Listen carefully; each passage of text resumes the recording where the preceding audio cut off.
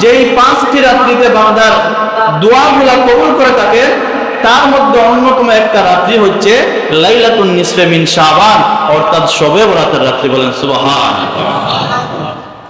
ভাইজান আমার গভীর মনোযোগ, আল্লাহর হাবিব সাল্লাল্লাহু আলাইহি ওয়াসাল্লাম বলেন, ও দুনিয়ার মানুষেরা শুনো শুনো, আল্লাহ তাআলা তোমাদের জন্য 5টা রজনীকে মহিমান্বিত করেছেন।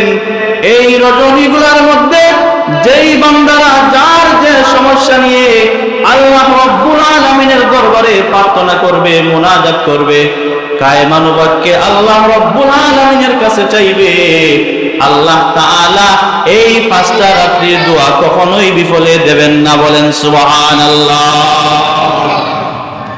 সেই 5টা রাত্রি সম্পর্কে আল্লাহর হাবিব সাল্লাল্লাহু আলাইহি ওয়াসাল্লাম বলেন, প্রথম নম্বর রাত্রি হচ্ছে লাইলাতুল জুমআ, অর্থাৎ জুমআর রাত্রি। যেই রাত্রি শুক্র বৃহস্পতিবার দিবাগত রাত্রি, যেই রাতটা আছে শুক্রবার দিনের আগে যেই রাত আসে, সেই রাতটাকে বলা হয় জুমআর রাত। এই রাত্রিতে আল্লাহর হাবিব বলেন, যেই বান্দা দোয়া করবে আল্লাহ তাআলা তার দোয়াটাকে কবুল করে নেবে। 2 নম্বরে আল্লাহর হাবিব বলেন লাইলাতুল ফিতর, অর্থাৎ শাওয়াল মাসের প্রথম রাত্রি।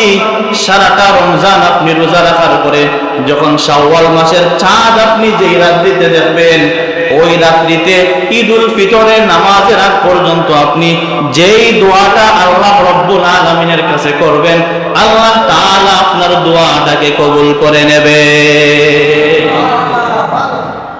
3 নম্বরে আল্লাহর হাবিব বলেন লাইলাতুন নাহর, অর্থাৎ কুরবানির রাত্রি, ঈদুল আজহার রাত্রি। ঈদুল আজহার রাত্রিতে যেই বান্দা আল্লাহ তাআলার কাছে দোয়া করবে, আল্লাহ তাআলা তার দোয়াটাকেও কবুল করবে।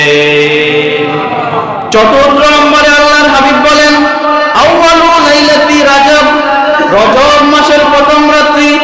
যেই মাসটা বিগত মাস আমাদের কাছে চলে গেছে, আল্লাহর হাবিব বলেন এই রজব মাসের প্রথম রাত্রিতে যেই বান্দা দোয়া করবে, তার দোয়াটা কবুল করে নেবেন যিনি। বলেন তো তিনার নাম কি? তারপরে ভাইজান আমার, আল্লাহর হাবিব সাল্লাল্লাহু আলাইহি ওয়াসাল্লাম বলেন 5 নম্বরে আল্লাহ তাআলা যেই বান্দাদের দোয়াটা আল্লাহ তাআলা যেই রাত্রিতে কবুল করে নেবেন, সেই রাত্রিটা হচ্ছে লাইলাতুন নিসফে মিন শাবান, অর্থাৎ শাবান মাসের 15তম রাত্রি। সুবহানাল্লাহ। এই যে আজকের যে রাত্রি, সেটা হচ্ছে লাইলাতুন নিসফে মিন শাবান, শাবান মাসের 15তম রাত্রি।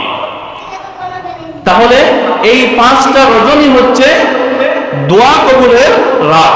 এই রাত্রিতে বান্দা যেই দোয়া আল্লাহ রাব্বুল আলামিনের কাছে করবে, আল্লাহ তাআলা তার দোয়াটাকে ফেরত দেবেন না।